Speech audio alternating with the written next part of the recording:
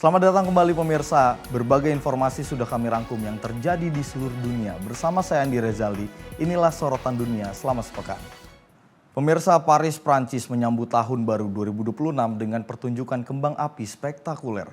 Langit ibu kota Prancis bercahaya saat kembang api dinyalakan di atas monumen ikonik Arc de Triomphe. Ribuan warga dan wisatawan memadati Champs-Élysées untuk menyaksikan malam pergantian tahun.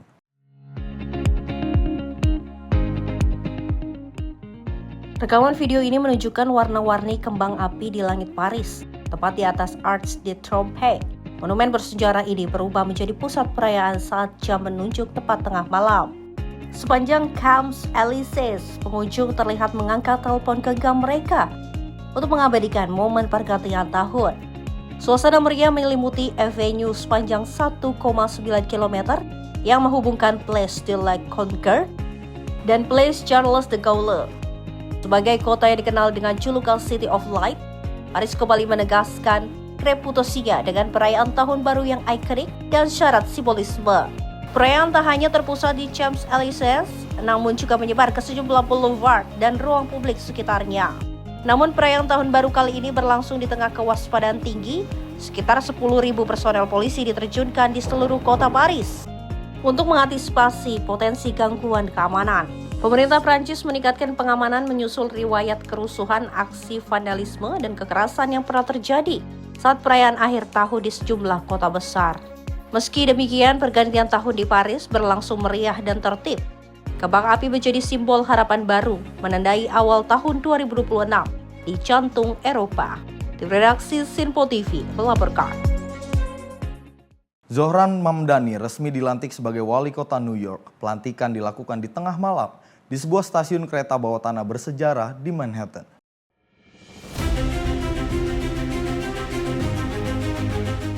Zohran Mamdani, politisi Partai Demokrat, mengucap sumpah jabatan dengan meletakkan tangan di atas Al-Quran, menjadikannya wali kota muslim pertama di kota terbesar Amerika Serikat. Dalam pidato singkatnya, Mamdani menyebut momen ini sebagai kehormatan dan privilege terbesar dalam hidupnya. Prosesi pelantikan dipimpin oleh Jaksa Agung Negara bagian New York, Letitia James, dan digelar di Stasiun City Hall Lama, salah satu stasiun subway tertua yang dikenal dengan langit-langit berlengkung ikonik. Dalam pidato pertamanya sebagai wali kota, Mamdani menyebut stasiun tersebut sebagai simbol pentingnya transportasi publik bagi kehidupan, kesehatan, dan warisan kota New York. Pada kesempatan itu, Mamdani juga mengumumkan penunjukan Mike Flynn sebagai komisioner Departemen Transportasi yang baru. Mamdani akan kembali dilantik dalam upacara terbuka yang lebih besar di Balai Kota New York. Pada siang hari, pelantikan tersebut akan dipimpin oleh Senator Amerika Serikat Bernie Sanders, tokoh yang disebut sebagai salah satu panutan politik Mamdani. Setelah itu, pemerintahan baru berencana menggelar pesta rakyat di sepanjang Broadway, kawasan yang dikenal sebagai Canyon of Heroes. Selain menjadi wali kota muslim pertama, Mamdani juga mencatat sejarah sebagai wali kota pertama berdarah Asia Selatan pertama yang lahir di Afrika dan wali kota termuda New York dalam beberapa generasi terakhir. Program unggulannya meliputi penitipan anak gratis, transportasi bus gratis, pembekuan sewa untuk jutaan warga, serta uji coba toko kelontong milik pemerintah kota. Tim redaksi Sinpo TV melaporkan.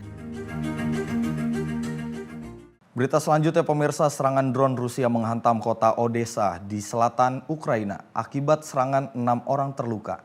3 diantaranya merupakan anak-anak termasuk seorang balita. Otoritas setempat menyebut serangan drone merusak 4 gedung apartemen dan sejumlah fasilitas listrik di kota Odessa. Kepala Administrasi Militer Regional Odessa, Oleg Kiper, mengonfirmasi dampak kerusakan tersebut. Perusahaan listrik DTEK menyatakan 2 fasilitas energi mengalami kerusakan berat sepanjang bulan Desember. 10 gardu listrik di wilayah ini dilaporkan rusak akibat serangan. Rusia disebut meningkatkan serangan ke kawasan perkotaan menjelang hampir 4 tahun invasi ke Ukraina. Serangan juga difokuskan pada infrastruktur energi untuk memutus pasokan panas dan air di tengah musim dingin ekstrim. Perserikatan Bangsa-Bangsa menyatakan, sepanjang Januari hingga November, lebih dari 2.300 warga sipil Ukraina tewas dan lebih dari 11.000 lainnya terluka. Angka ini meningkat signifikan dibandingkan tahun sebelumnya. Di sisi lain, upaya diplomasi untuk menghentikan perang terus berlanjut. Utusan khusus Amerika Serikat Steve Witkoff menyebut telah melakukan pembicaraan produktif bersama para penasihat keamanan nasional Eropa dan Ukraina. Pembahasan berfokus pada jaminan keamanan dan mekanisme untuk mencegah konflik terulang kembali. Presiden Amerika Serikat Donald Trump sebelumnya menyatakan kesepakatan damai disebut semakin dekat. Meski demikian, Presiden Rusia Vladimir Putin dalam pidato tahun barunya menyatakan keyakinan penuh bahwa Rusia akan meraih kemenangan. Putin memuji pasukan Rusia di Ukraina dan menyebut mereka sebagai pahlawan yang berjuang untuk tanah air, kebenaran dan keadilan. Sementara itu, Kementerian Pertahanan Rusia menyatakan 86 drone Ukraina berhasil ditembak jatuh semalam di sejumlah wilayah Rusia, Laut Hitam dan Semenanjung Crimea. Tim redaksi Sinpo TV melaporkan.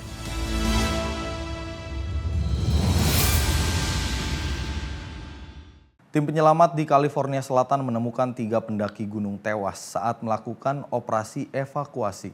Di tengah terjangan angin kencang, insiden terjadi di kawasan pegunungan Mount Baldy, tak jauh dari Los Angeles.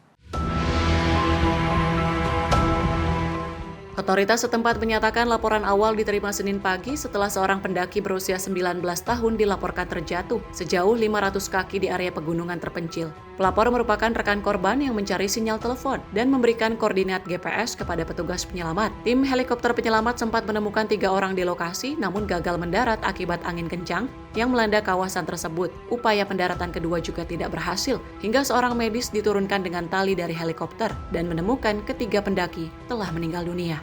Otoritas menyatakan ketiga jenazah ditemukan di jalur Devil's Backbone Trail pada Senin malam sekitar pukul 7.30 waktu setempat. Hingga Selasa identitas korban belum diungkap dan penyebab kematian masih dalam penyelidikan. Wilayah California Selatan saat itu sedang dilanda angin santai yang sangat kuat dengan hembusan terisolasi mencapai 70 mil per jam. Insiden ini terjadi di kawasan Wilderness dekat lokasi meninggalnya aktor Hollywood Julian Sands 3 tahun lalu setelah dilaporkan hilang saat mendaki sendirian. Tim redaksi Sinpo TV melaporkan. Pemirsa, militer Cina kembali menggelar latihan tempur bersama di sekitar Taiwan memasuki hari kedua. Beijing menyebut latihan ini sebagai peringatan tegas bagi kekuatan pemisah serta campur tangan pihak luar. Pada Selasa waktu setempat, Cina mengerahkan unit udara Angkatan Laut dan pasukan rudal. Latihan dengan tembak langsung ini dilakukan di sekitar Selat Taiwan serta di utara, barat daya, tenggara, dan timur Pulau Taiwan. Latihan ini diberi nama Misi Keadilan 2025. Otoritas Taiwan menyatakan pasukan keamanan telah ditempatkan dalam kondisi siaga dan menggelar latihan respon cepat. Kementerian Pertahanan Taiwan menyebut latihan militer Cina menegaskan sikap agresif Beijing dan menjadikannya sebagai perusak utama perdamaian regional. Otoritas penerbangan Taiwan juga melaporkan lebih dari 100.000 penumpang internasional terdampak pembatalan dan pengalihan penerbangan. Latihan ini digelar setelah Cina mengecam keras rencana penjualan senjata Amerika Serikat ke Taiwan yang disebut bereaksi menjadi yang terbesar sepanjang sejarah. Beijing juga marah atas pernyataan Perdana Menteri Jepang yang menyebut militer Jepang dapat terlibat jika Cina menindak Taiwan. Meski tidak menyebut langsung Amerika Serikat dan Jepang, Kementerian Luar Negeri Cina menuduh partai berkuasa di Taiwan mencari kemerdekaan dengan meminta dukungan Amerika Serikat. Media resmi Cina menegaskan upaya tersebut akan berakhir kegagalan. Presiden Amerika Serikat Donald Trump menyatakan tidak mendapat pemberitahuan sebelum latihan digelar. Namun mengaku tidak terlalu khawatir. Trump menyebut Cina telah lama melakukan latihan naval di kawasan tersebut dan mengklaim memiliki hubungan baik dengan Presiden Cina Xi Jinping. Cina dan Taiwan telah diperintah secara terpisah sejak Perang Saudara tahun 1949. Meski memiliki pemerintah sendiri, Beijing tetap mengklaim Taiwan sebagai bagian dari wilayah kedaulatannya. Tim redaksi Sinpo TV melaporkan. Mantan Perdana Menteri Bangladesh Khaleda Zia meninggal dunia pada usia 80 tahun. Kematian Khaleda Zia menandai berakhirnya era panjang persaingan politik yang membentuk sejarah Bangladesh selama beberapa dekade. Partai Nasionalis Bangladesh atau BNP mengkonfirmasi kabar wafatnya Khaleda Zia. Pada Selasa waktu setempat, Khaleda Zia dikenal sebagai perempuan pertama yang terpilih sebagai Perdana Menteri Bangladesh. Namanya melekat dengan persaingan politik panjang melawan Sheikh Hasina, putri tokoh kemerdekaan Bangladesh Sheikh Mujibur Rahman. Khaleda Zia pernah menghadapi sejumlah kasus korupsi yang selalu ia sebut sebagai bermotif politik. Pada Januari 2025, Mahkamah Agung Bangladesh membebaskannya dari kasus korupsi terakhir yang membuka peluang baginya untuk kembali ke panggung politik. Sejak dibebaskan dari penjara karena kondisi kesehatan pada tahun 2020, keluarganya berulang kali meminta izin agar Khaleda Zia dapat berobat ke luar negeri. Namun permintaan itu ditolak oleh pemerintah Sheikh Hasina. Hingga sedikitnya 18 kali setelah Sheikh Hasina lengser pada tahun 2024, pemerintah kembali di bawah pimpinan peraih Nobel Perdamaian Muhammad Yunus akhirnya mengizinkan Khaleda Zia berobat ke luar negeri. Khaleda Zia pergi ke London pada Januari dan kembali ke Bangladesh pada bulan Mei. Karir politik Khaleda Zia tidak terlepas dari sosok suaminya Presiden Ziaur Rahman. Ziaur Rahman merebut kekuasaan sebagai kepala militer pada tahun 1977 dan mendirikan Partai Nasionalis Bangladesh. Meski dipuji karena mereka membuka ruang demokrasi, Ziaur Rahman tewas dalam kudeta militer pada tahun 1981. Khaleda Zia kemudian menjadi tokoh sentral gerakan massa yang berhasil menumbangkan diktator militer H.M. Ershad. Pada tahun 1990, namun masa pemerintahannya juga diakhiri kontroversi, termasuk pemilu awal tahun 1996 yang diboikot partai-partai utama. Kebijakan luar negeri Khaleda Zia dikenal memiliki kedekatan dengan Pakistan dan sikap kritis terhadap India. Meninggalnya Khaleda Zia meninggalkan jejak panjang dalam sejarah politik Bangladesh sebagai tokoh perempuan yang berpengaruh dan kontroversial. Tim redaksi Sinpo TV melaporkan. Pemirsa, sebuah bom siklon menghantam wilayah utara Amerika Serikat, memicu badai salju parah di kawasan Midwest sebelum diperkirakan bergerak ke pantai timur. Sistem badai yang menguat menerjang dataran tinggi dan kawasan danau besar. Badai membawa angin kencang, salju tebal, serta hujan es dan hujan beku yang membuat kondisi perjalanan sangat berbahaya. Para ahli cuaca menyebut tekanan udara turun dengan cepat sehingga memenuhi kriteria sebagai bom siklon. Front dingin yang tajam menyebabkan suhu di bagian wilayah tengah Amerika Serikat turun hingga 50 derajat Fahrenheit dibandingkan hari sebelumnya. Angin kencang dan salju tebal memicu kondisi blizzard dengan wind chill berbahaya sehingga minus 30 derajat Fahrenheit di Dakota Utara dan Minnesota. Dinas Cuaca Nasional telah memperingatkan potensi whiteout condition yang dapat membuat perjalanan mustahil di sejumlah wilayah. Ribuan penerbangan mengalami penundaan dan ratusan penerbangan dibatalkan. Di Michigan bagian utara, salju menumpuk hingga 2 kaki dan diperkirakan salju tambahan masih akan turun meski dengan intensitas lebih rendah.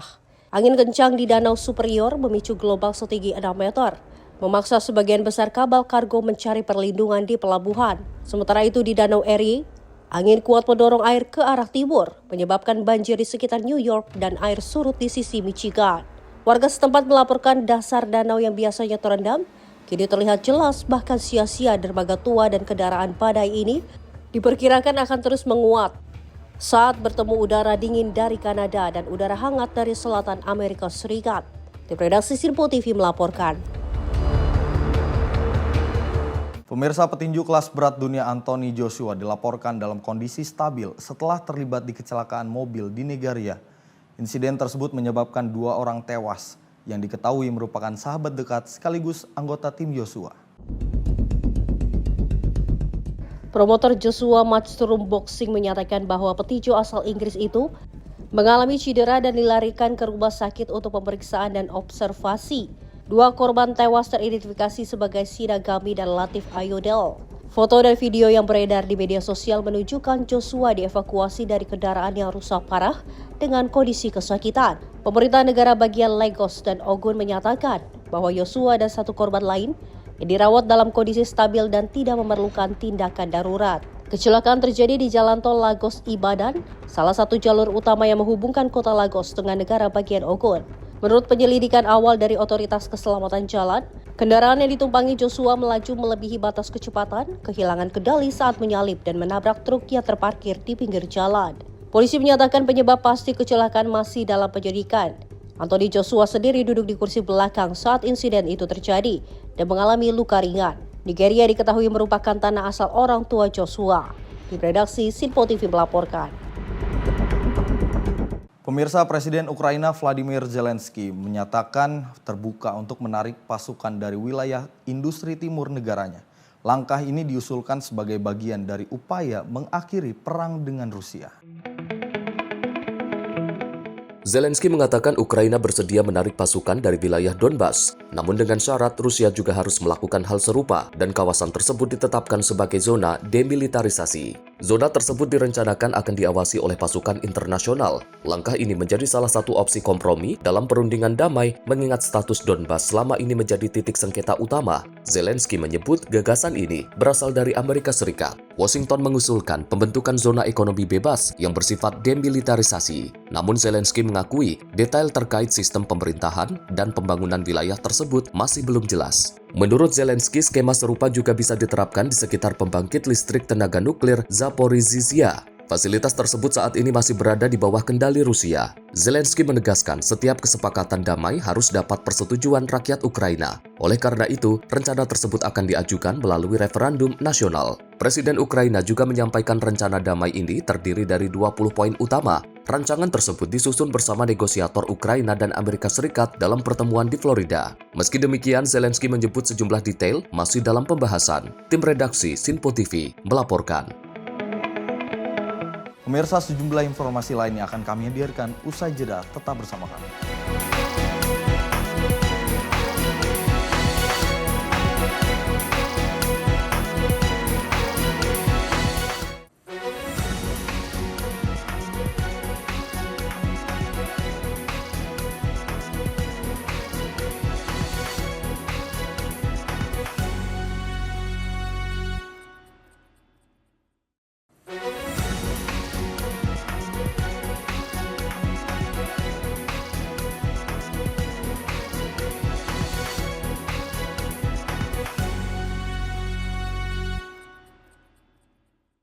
Terima kasih pemirsa, Anda masih di Sorotan Dunia selama sepekan. Informasinya akan kami lanjutkan. Pemirsa, badai musim dingin menerjang California Selatan. Saat liburan Natal, hujan dan derasnya angin kencang memicu banjir bandang serta longsor di sejumlah wilayah. Otoritas setempat mengeluarkan perintah evakuasi dan peringatan darurat. Badai mulai menyapu wilayah California pada Rabu 24 Desember 2025. Para ahli cuaca memperingatkan potensi Natal terbasah dalam beberapa tahun terakhir. Daerah-daerah yang pernah terbakar awal tahun ini menjadi zona paling rentan. Petugas pemadam kebakaran San Bernardino menyelamatkan sejumlah orang yang terjebak di dalam mobil akibat lumpur dan puing yang mengalir deras menuju kota wisata pegunungan Redwood. Jalanan tertutup batu dan tanah longsor. Di Redwood, petugas melakukan penyisiran dari rumah ke rumah dan memberlakukan perintah bertahan di tempat. Video yang dirilis otoritas menunjukkan air deras dan lumpur mengalir ke pemukiman warga. Seorang warga bernama Dylan Brown terjebak bersama keluarganya di sebuah kabin sewaan. Akses keluar tertutup longsor. Bantuan justru datang dari para tetangga yang mengirim makanan dan perlengkapan bayi. Pejabat setempat menyatakan, hilangnya vegetasi akibat kebakaran hutan sebelumnya memperparah longsor. Hujan deras dengan cepat menarik puing dari pegunungan. Peringatan banjir juga diberlakukan di wilayah pesisir termasuk Malibu, serta sejumlah daerah di lembah Sacramento dan Teluk San Francisco. Otoritas mengimbau warga untuk tetap waspada dan mematuhi arahan evakuasi. Hingga kini belum dilaporkan adanya korban jiwa, namun proses penyelamatan dan pemantauan cuaca masih terus dilakukan. Tim redaksi Sinpo TV melaporkan. Sebuah pesawat kecil Angkatan Laut Meksiko jatuh di lepas pantai Texas saat menjalankan misi kemanusiaan. Insiden ini menyebabkan 6 orang tewas dan meninggalkan 1 keluarga dalam kesedihan mendalam.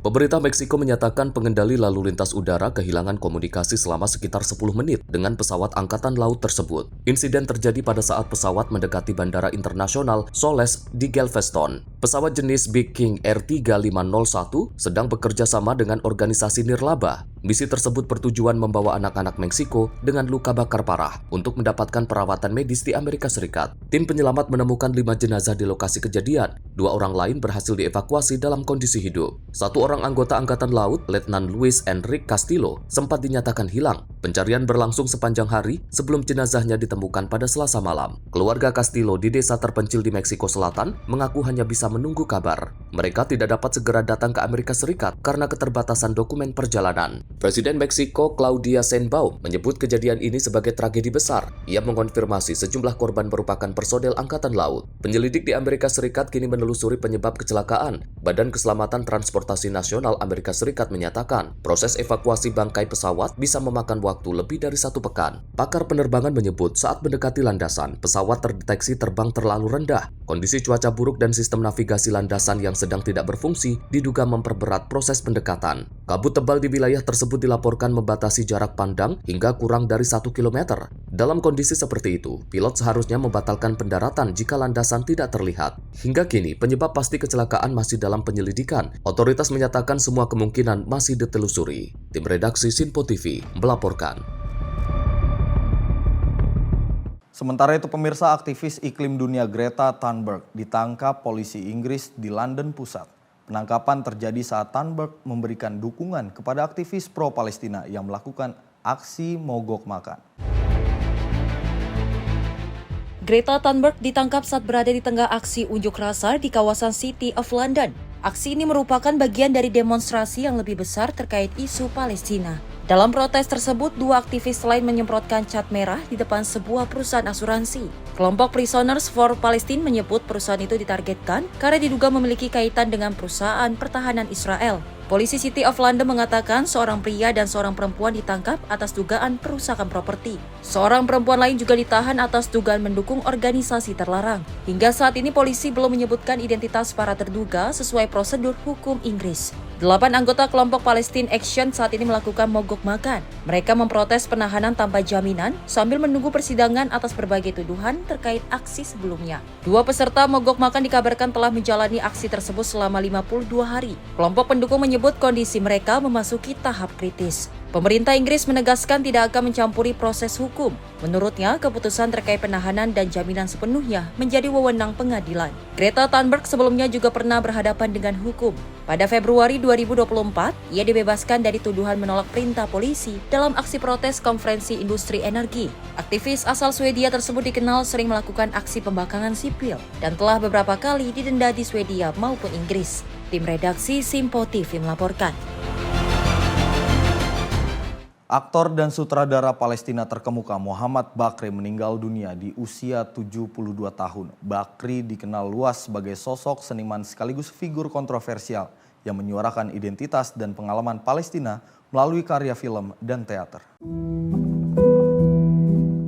Kabar wafatnya Muhammad Bakri diumumkan oleh keluarganya pada Rabu waktu setempat. Media lokal menyebutkan Bakri meninggal dunia setelah mengalami masalah jantung dan paru-paru. Muhammad Bakri merupakan aktor dan sutradara Palestina yang lahir di Israel Utara dan memiliki kewarganegaraan Israel. Sepanjang karirnya, ia aktif berkarya dalam film dan juga teater, baik dalam bahasa Arab maupun Ibran. Nama Bakri paling dikenal lewat film dokumenter Jenin Jenin yang dirilis pada tahun 2003. Film ini mengangkat dampak operasi militer Israel di kota Jenin, tepi barat, dan juga menampilkan kesaksian serta penderitaan warga Palestina. Film tersebut kemudian dilarang di Israel dan memicu kontroversi panjang. Bakri menghadapi proses hukum selama hampir 2 dekade. Hingga pada tahun 2022, Mahkamah Agung Israel menguatkan larangan film tersebut, serta memerintahkan Bakri membayar ganti rugi atas tuduhan pencemaran nama baik. Selain menyutradarai, Bakri juga membintangi berbagai film Israel pada era 88-90-an dan pernah tampil di Teater Nasional Israel di Tel Aviv. Ia menempuh pendidikan di Universitas Tel Aviv. Salah satu karya panggung paling terkenal Bakri adalah pertunjukan tunggal berjudul The Face Optimist yang juga menggambarkan pergulatan identitas seorang Palestina dengan kewarganegaraan Israel. Pada tahun 2025, Bakri juga terlibat dalam film All That's Left of You, sebuah drama keluarga Palestina yang menceritakan perjalanan lebih dari 76 tahun. Film tersebut masuk daftar pendek nominasi Oscar untuk film internasional terbaik. Keluarga dan kerabat menyebut Muhammad Bakri akan dikenang sebagai seniman yang teguh pada prinsipnya dan setia menyuarakan perjuangan rakyat Palestina melalui karya seni. Tim redaksi Sinpo TV melaporkan. Pemirsa, kecelakaan kereta api terjadi di Meksiko Selatan setelah kereta Inter-Iconic anjlok saat melintasi tikungan di dekat kota Nizanda. Insiden ini menewaskan setidaknya 13 orang dan melukai puluhan penumpang. Lalu lintas kereta di jalur strategis penghubung Samudra Pasifik dan Teluk Meksiko pun terhenti. Kereta interoceanic yang menghubungkan negara bagian Oaxaca dan Veracruz keluar dari rel pada Minggu pagi. Terdapat 241 penumpang dan 9 awak di dalam kereta. Presiden Meksiko Claudia Sheinbaum mengkonfirmasi jumlah korban melalui media sosial. Selain 13 orang meninggal dunia, 98 lainnya dilaporkan terluka dengan 5 orang dalam kondisi serius. Presiden Sheinbaum menginstruksikan Sekretaris Angkatan Laut dan pejabat Kementerian Dalam Negeri untuk segera menuju lokasi. Mereka diminta memberikan bantuan langsung kepada korban dan keluarga yang terdampak. Gubernur OAHK Salomon Jara menyatakan berbagai lembaga pemerintah telah diterjunkan ke lokasi untuk proses evakuasi dan penanganan medis. Penyebab pasti anjloknya kereta masih dalam penyelidikan otoritas setempat. Kereta interoceanic merupakan proyek nasional yang diresmikan pada tahun 2023. Jalur ini dirancang sebagai koridor perdagangan strategis yang menghubungkan pelabuhan Salina Cruz di Pasifik dengan Coatzacoalcos di Teluk Meksiko. Pemerintah Meksiko menyatakan operasi kereta akan ditangguhkan sementara sampai proses evakuasi dan investigasi selesai. Tim redaksi Sinpo TV melaporkan. Pemirsa, 2 helikopter bertabrakan di udara di negara bagian New Jersey. Insiden ini menyebabkan 1 orang tewas dan 1 orang lain mengalami luka kritis. Kecelakaan terjadi pada Minggu pagi di sekitar Bandara Munisipal Hamilton. Kepala Kepolisian Hamilton, Kevin Friel, menyatakan petugas darurat menerima laporan kecelakaan penerbangan sekitar pukul 11.25 waktu setempat. Rekaman video dari lokasi kejadian menunjukkan salah satu helikopter berputar cepat sebelum jatuh ke tanah. Api sempat melalap salah satu helikopter dan berhasil dipadamkan oleh petugas kepolisian dan pemadam kebakaran. Badan Penerbangan Federal Amerika Serikat menyebut kecelakaan ini sebagai tabrakan di udara. Insiden melibatkan 2 helikopter jenis Aerostrom F-28A dan Aerostrom 280C. Masing-masing helikopter hanya ditumpangi oleh seorang pilot. 1 pilot dinyatakan tewas di lokasi, sedangkan pilot lainnya dibawa ke rumah sakit. Dalam kondisi mengancam jiwa, pemilik kafe di sekitar lokasi mengatakan kedua pilot merupakan pelanggan tetap dan sering sarapan bersama sebelum terbang. Warga setempat yang menyaksikan kejadian tersebut mendengar suara keras. Sebelum kedua helikopter kehilangan kendali dan jatuh, Badan Keselamatan Transportasi Nasional bersama FAA akan melakukan penyelidikan menyeluruh. Penyelidik akan meneliti komunikasi antar pilot, serta kemungkinan kegagalan prosedur melihat dan menghindari di udara. Meski saat kejadian cuaca berawan, angin dilaporkan ringan dan jarak pandang dalam kondisi baik. Tim redaksi Sinpo TV melaporkan. Sebuah fenomena alam langka terekam di Waduk Fushun, timur laut Cina. Gelombang air tampak bergerak secara vertikal dan menyerupai awan yang melayang di atas permukaan air. Para ahli menyebut kejadian ini terjadi akibat kontras suhu ekstrim antara air dan udara. Inilah rekaman dari lokasi yang menunjukkan pola gelombang tidak biasa di permukaan Waduk Fushun di Provinsi Liaoning, Cina, Timur Laut. Gelombang tampak bergerak secara vertikal dan sekilas menyerupai gumpalan awan putih yang melayang di atas air sebelum perlahan menghilang. Fenomena tersebut dikenal dengan nama Haihao atau Sea of Vastness. Menurut para ahli, Haihao merupakan jenis kabut evaporasi yang terbentuk saat air hangat melepaskan uap dalam jumlah besar ke udara yang jauh lebih dingin. Kondisi ini biasanya terjadi saat suhu udara turun secara tiba-tiba, sehingga terjadi perbedaan suhu yang tajam antara air dan udara di atasnya. Dampaknya, permukaan air tampak seperti mendidih. Waduk Fushun, yang resmi dikenal sebagai Waduk Dahuofang, merupakan sumber air utama sekaligus kawasan wisata alam. Waduk ini memiliki kapasitas penyimpanan air lebih dari 2,18 miliar meter kubik. Fenomena langka ini pun menarik perhatian masyarakat dan warga sekitar yang menyaksikan secara langsung.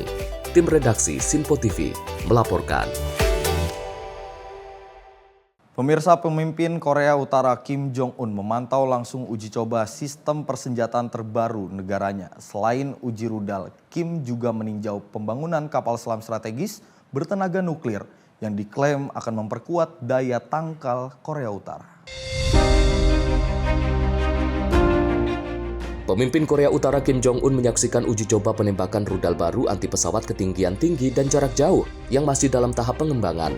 Gambar yang dirilis kantor berita resmi, KCNA, pada hari Kamis 25 Desember 2025 menunjukkan Kim Jong-un memantau peluncuran rudal dari pusat komando. Rudal terlihat meluncur ke langit meninggalkan jejak asap tebal. Menurut KCNA, uji coba tersebut dinyatakan berhasil. Rudal diklaim menghantam target simulasi secara akurat pada ketinggian 200 km. Pada hari yang sama, Kim Jong-un juga meninjau proyek pembangunan kapal selam strategis bertenaga nuklir seberat 8.700 ton. Dalam kunjungan tersebut, Kim didampingi putrinya Kim Ju-ae serta sejumlah pejabat tinggi pemerintah. Kapal selam tersebut disebut sebagai langkah balasan atas rencana Korea Selatan yang bersama Amerika Serikat berencana membangun kapal selam serang bertenaga nuklir. Berdasarkan rencana 5 tahun pengembangan persenjataan yang ditetapkan pada tahun 2021, kapal selam nuklir ini ditargetkan rampung pada akhir tahun 2025.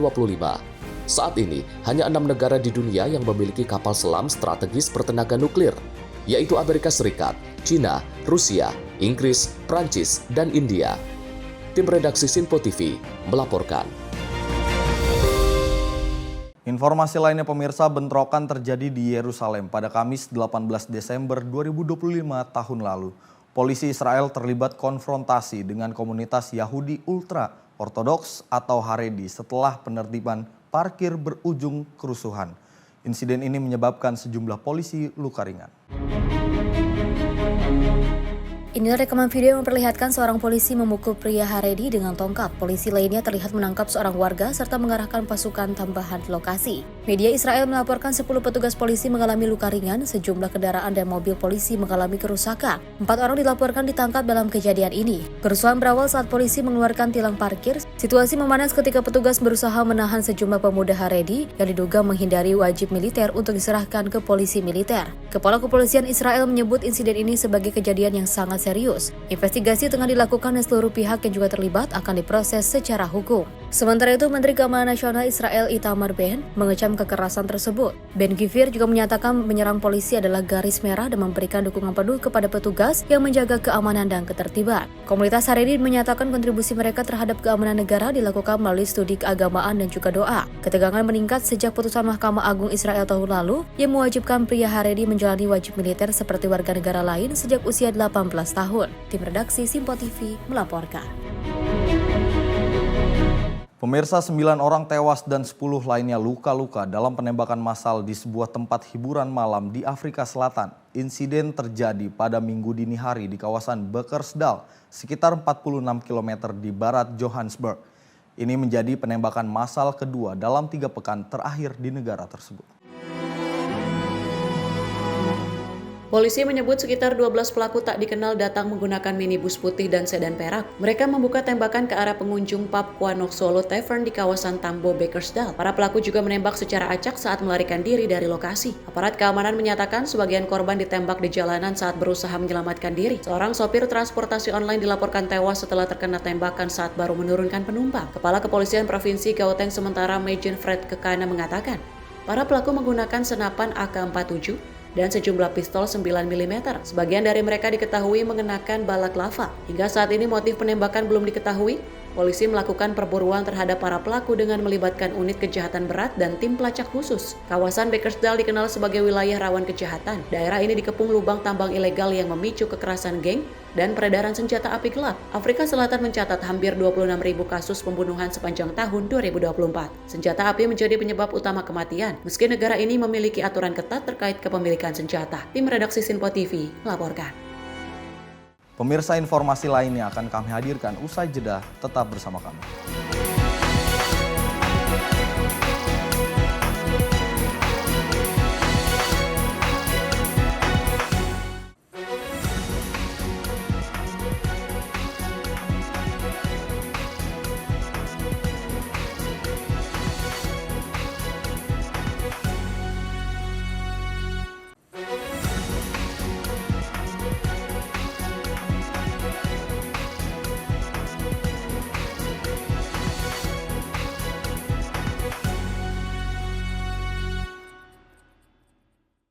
Anda masih di sorotan dunia sepekan pemirsa.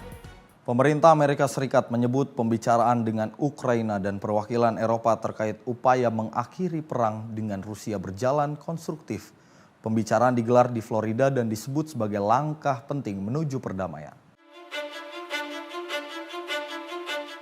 Utusan khusus Gedung Putih Steve Witkoff menyatakan, dialog dengan Ukraina dan negara-negara Eropa berlangsung produktif. Pembicaraan bertujuan menyamakan strategi bersama antara Washington, Kiev, dan mitra Eropa. Witkoff menegaskan prioritas bersama adalah menghentikan korban jiwa, menjamin keamanan, serta menciptakan kondisi bagi pemulihan dan stabilitas Ukraina. Ia menyebut perdamaian harus menjadi dasar bagi masa depan yang stabil dan bermartabat. Upaya diplomatik ini merupakan bagian dari langkah pemerintah Presiden Donald Trump untuk mengakhiri perang yang telah berlangsung hampir 4 tahun. Namun proses tersebut dihadapkan pada tuntutan yang bertentangan antara Moskow dan Kiev. Di saat bersamaan negosiasi dengan Rusia juga terus berjalan. Utusan Kremlin menyebut Pembicaraan dengan pihak Amerika Serikat berlangsung konstruktif dan akan dilanjutkan. Presiden Ukraina Volodymyr Zelensky menyatakan, upaya diplomatik berkembang cepat. Ia menyebut tim Ukraina di Florida terus bekerja intensif dengan pihak Amerika. Sementara itu, Kremlin membantah adanya rencana pembicaraan 3 pihak antara Rusia, Ukraina, dan Amerika Serikat. Moskow menyatakan inisiatif tersebut belum pernah dibahas secara serius. Di dalam negeri Ukraina, Ombudsman Hak Asasi Manusia menuduh pasukan Rusia memindahkan puluhan warga sipil dari wilayah perbatasan ke teritori Rusia. Pihak Ukraina menuntut pemulangan segera para warga tersebut. Dari Eropa, pemerintah Prancis menyambut baik kesediaan Presiden Rusia Vladimir Putin untuk berdialog dengan Presiden Emmanuel Macron. Paris menyebut, komunikasi dapat dilakukan jika prospek gencatan senjata semakin jelas. Pemimpin Uni Eropa sebelumnya menyepakati bantuan sebesar 90 miliar euro untuk Ukraina dalam 2 tahun ke depan. Dana tersebut akan digunakan untuk kebutuhan militer dan ekonomi di tengah konflik berkepanjangan. Tim redaksi Sinpo TV melaporkan. Di sisi lain pemirsa, bentrokan bersenjata terjadi di kota Aleppo, Suriah. Pasukan pemerintah transisi Suriah terlibat konfrontasi dengan kelompok Kurdi Syrian Democratic Force atau SDF. Insiden ini dilaporkan menyebabkan korban jiwa dari kalangan warga sipil. Inilah rekaman video yang menunjukkan tembakan senjata mesin menerangi jalanan kota Aleppo yang terlihat kosong. Suara tembakan bertubi-tubi dan ledakan terdengar di sejumlah titik. Pasukan pemerintah transisi Suriah dilaporkan terlibat bentrokan dengan pasukan Kurdi SDF yang didukung Amerika Serikat. Setidaknya 2 warga sipil dilaporkan tewas dalam insiden tersebut. Dalam pernyataannya, SDF menuduh faksi yang berafiliasi dengan pemerintah transisi melancarkan serangan menggunakan senjata menengah dan berat ke kawasan Sheikh Maksud dan Asrafi. Serangan tersebut terjadi setelah adanya penyerangan terhadap pos pemeriksaan pasukan keamanan internal di Aleppo. SDF menyebut warga dan aparat keamanan melakukan langkah pencegahan untuk melindungi diri. Mereka juga menyatakan 5 warga sipil termasuk seorang anak tewas dalam bentrokan tersebut. Sementara itu, media resmi pemerintah Suriah Sana melaporkan pasukan SDF melakukan serangan mendadak ke posisi pasukan keamanan internal dan tentara Arab Suriah di sekitar kawasan Asrafif. Serangan itu disebut menyebabkan korban di kalangan aparat keamanan dan militer. Akibat situasi keamanan yang memburuk, sejumlah jalan utama ditutup, termasuk Jalan Gaziantep, Aleppo, dan Jalan Lairomun menuju kawasan industri. Pengerahan pasukan keamanan dan mobilisasi besar-besaran dilaporkan terjadi di kota tersebut. Bentrokan ini terjadi di tengah mendekatnya batas waktu integrasi pasukan SDF ke dalam struktur negara Suriah. Kedua pihak saling menyalahkan atas terlambatnya implementasi kesepakatan yang dicapai pada bulan Maret lalu. Tim redaksi Sinpo TV melaporkan. Pasukan Israel merobohkan sebuah gedung hunian di Yerusalem Timur. Pembongkaran terjadi di kawasan Wadi Kadum, Ras Al-Amud, kota Silwan. Pihak Palestina menilai langkah tersebut sebagai upaya pengusiran paksa warga asli Yerusalem. Inilah rekaman yang menunjukkan alat berat menghancurkan sebuah gedung bertingkat di kawasan Wadi Kadum, Ras Al-Amud, Silwan. Aparat kepolisian Israel terlihat berjaga di lokasi saat proses pembongkaran berlangsung. Gedung tersebut terdiri atas 13 unit apartemen, sekitar 100 warga dilaporkan tinggal di dalamnya. Pembongkaran dilakukan dengan alasan bangunan tidak memiliki izin resmi. Selain gedung hunian, sebuah fasilitas komersial di kawasan Bab Al-Amud, Yerusalem juga dilaporkan diratakan oleh otoritas Israel. Dalam pernyataannya, pemerintah daerah Yerusalem menyebut aksi pembongkaran ini sebagai kejahatan perang dan kejahatan terhadap kemanusiaan. Mereka menilai langkah tersebut merupakan kebijakan sistematis untuk mengusir paksa warga Palestina dan mengosongkan Yerusalem dari penduduk aslinya.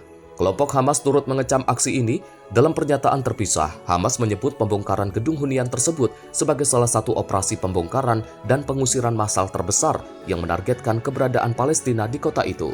Hingga berita ini diturunkan, otoritas Israel belum mengeluarkan pernyataan resmi terkait insiden tersebut.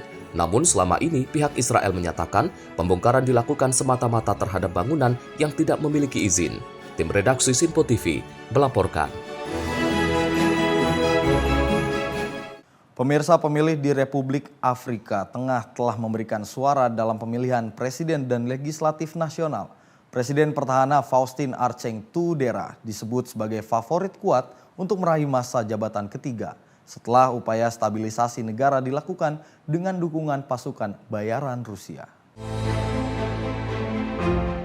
Touadera merupakan salah satu sekutu terdekat Rusia di Afrika. Analis menilai kemenangan masa ketiga akan semakin mengukuhkan kepentingan keamanan dan ekonomi Moskow di negara tersebut di tengah meningkatnya sorotan internasional terhadap peran tentara bayaran Rusia di Afrika. Republik Afrika Tengah termasuk negara pertama di benua Afrika yang menerima kehadiran pasukan yang didukung Rusia. Moskow mengklaim kehadirannya untuk melindungi pemerintah dan memerangi kelompok bersenjata.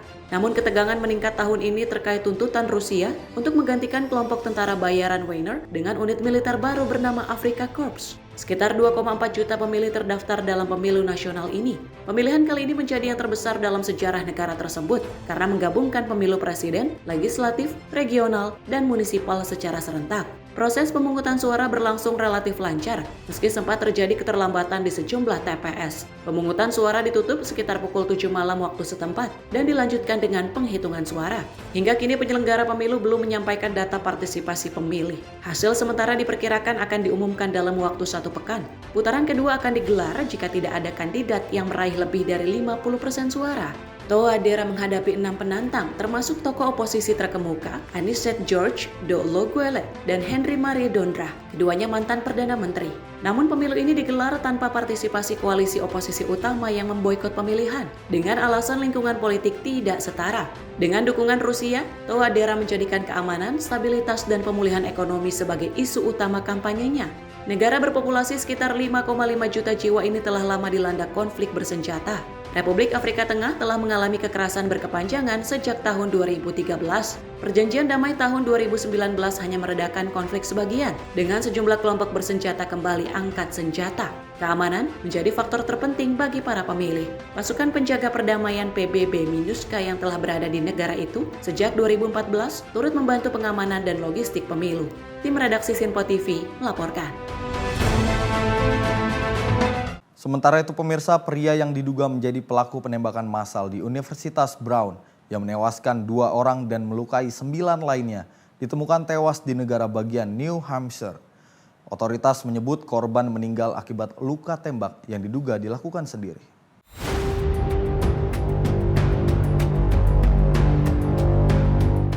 Kepolisian Providence mengidentifikasi terduga pelaku sebagai Claudio Naves Valente, 48 tahun, warga negara Portugal dan mantan mahasiswa Universitas Brown. Jenazahnya ditemukan Kamis malam di sebuah fasilitas penyimpanan di New Hampshire, tempat ia menyewa unit. Kepala Kepolisian Providence Oscar Perez menyatakan Valente meninggal akibat luka tembak yang dilakukan sendiri.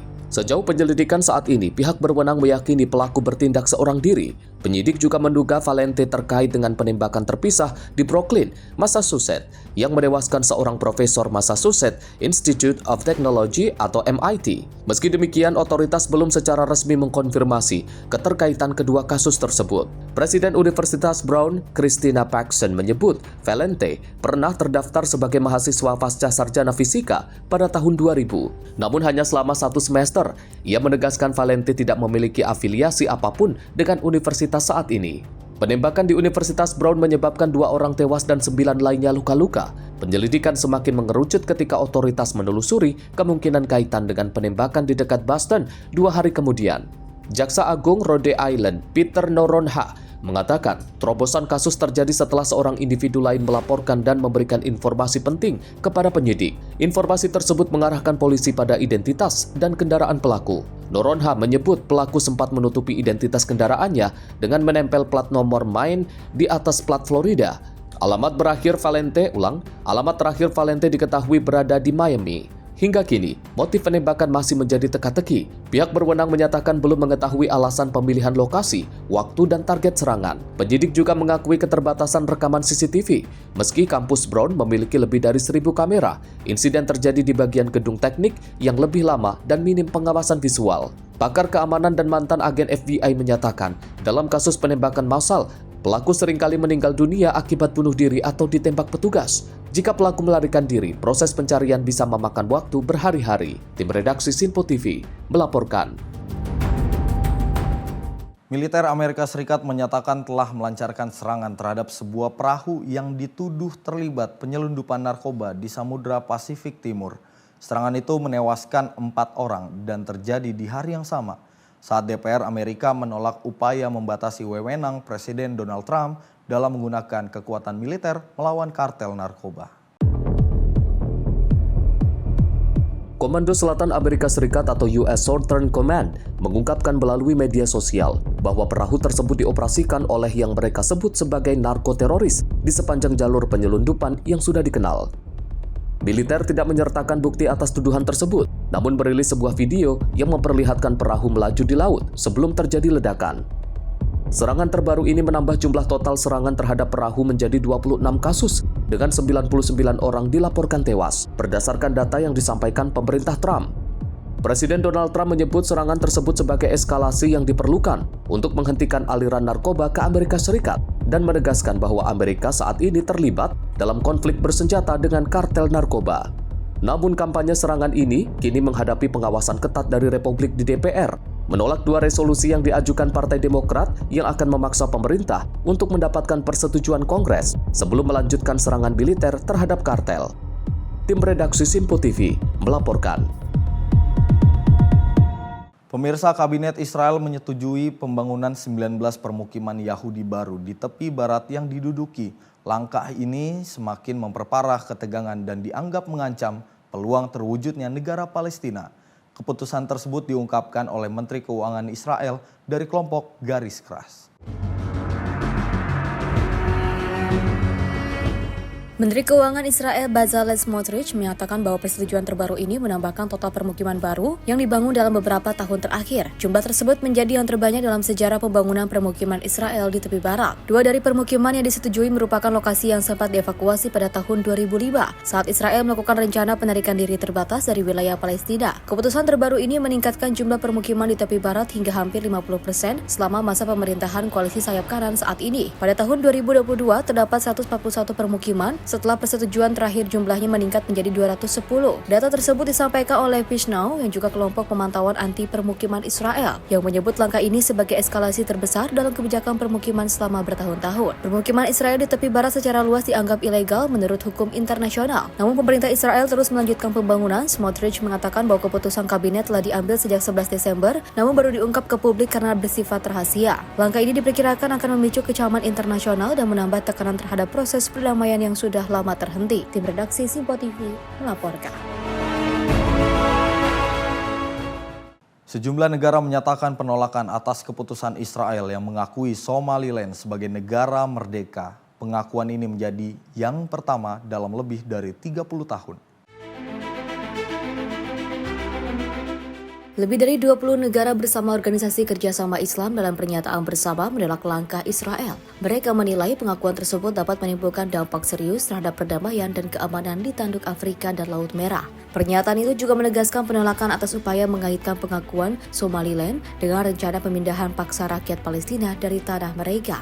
Somaliland mendeklarasikan kemerdekaan dari Somalia pada tahun 1991 saat Somalia terjerumus ke dalam konflik berkepanjangan. Meski memiliki pemerintah dan mata uang sendiri, Somaliland juga selama ini tidak pernah diakui sebagai negara merdeka oleh komunitas internasional. Amerika Serikat melalui Departemen Luar Negeri menegaskan tetap mengakui keutuhan wilayah Somalia, termasuk wilayah Somaliland. Perdana Menteri Israel Benjamin Netanyahu menyebut pengakuan tersebut ditandatangani dalam semangat kesepakatan Abraham Accords. Kesepakatan yang bertujuan memperluas hubungan diplomatik Israel dengan negara-negara Arab dan juga Muslim. Namun pemerintah federal Somalia menyebut langkah Israel sebagai tindakan melanggar hukum internasional dan menegaskan Somaliland tetap bagian sah dari wilayah kedaulatan Somalia. Penolakan juga datang dari Uni Afrika dan Badan Regional Afrika Timur IGAD yang menyatakan pengakuan sepihak bertentangan dengan Piagam Perserikatan Bangsa-Bangsa. Tim redaksi Simpo TV melaporkan. Pemirsa, Parlemen Venezuela menyetujui undang-undang baru yang mengkriminalkan penyitaan kapal tanker dan aktivitas lain yang dianggap mengganggu navigasi dan juga perdagangan. Langkah ini diambil menyusul penyitaan 2 kapal tanker minyak Venezuela oleh Amerika Serikat di perairan internasional.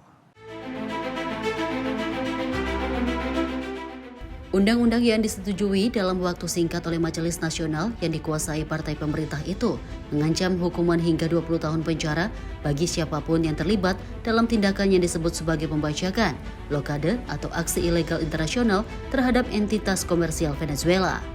Aturan tersebut juga memberi kewenangan kepada pemerintah untuk menyusun insentif dan perlindungan bagi perusahaan nasional maupun asing yang beroperasi di Venezuela. Rancangan undang-undang ini kini menunggu tanda tangan Presiden Nicolas Maduro. Kebijakan ini muncul di tengah meningkatnya tekanan dari Presiden Amerika Serikat Donald Trump yang dalam 4 bulan terakhir mengintensifkan sanksi dan aksi penegakan terhadap ekspor minyak Venezuela. Washington menyebut kapal-kapal tersebut sebagai bagian dari armada yang digunakan untuk menghindari sanksi. Amerika Serikat menegaskan bahwa penjualan minyak menjadi sumber utama pendanaan rezim Maduro. Sementara itu, Venezuela menuduh Amerika Serikat melakukan tindakan di luar hukum internasional dan melanggar kedaulatan negara. Dalam sidang darurat Dewan Keamanan PBB, perwakilan Venezuela menyebut tindakan penyitaan kapal sebagai blokade militer tersamar yang bertujuan melumpuhkan ekonomi nasional. Sejumlah negara menyatakan kekhawatiran atas pelanggaran hukum maritim internasional, meski beberapa negara lain menyatakan dukungan terhadap langkah Amerika Serikat. Hingga kini ketegangan antara Washington dan Caracas terus meningkat, tanpa tanda-tanda deeskalasi dalam waktu dekat. Tim redaksi Sinpo TV melaporkan. Sementara itu, Departemen Kesehatan dan Layanan Manusia Amerika Serikat mengumumkan serangkaian langkah regulasi baru. Kebijakan ini bertujuan memblokir akses perawatan penegasan gender bagi anak di bawah umur. Langkah tersebut menjadi bagian dari pengetatan kebijakan pemerintahan Presiden Donald Trump terhadap komunitas transgender.